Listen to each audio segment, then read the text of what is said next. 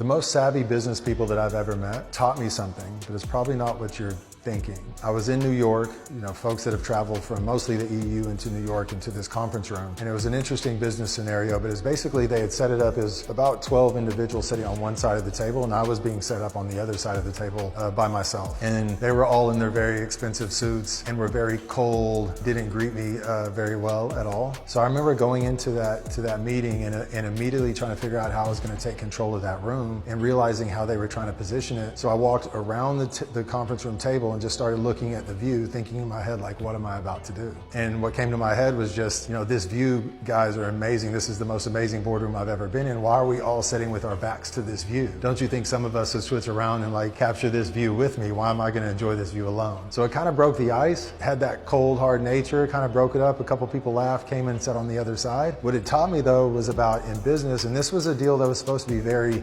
mutual for both sides, and they were putting themselves on such a polar opposite side. I don't know how the deal would have happened, right? So it actually taught me to approach business in more of a personal level and not for that kind of cold, hard nature. I think mentally it might sound right. Maybe you've seen it in a movie and it was the right thing to do, but I think business at the end of the day is connecting with people, getting people on the same level. So it kind of taught me more how not to approach certain meetings than it did on how to approach it.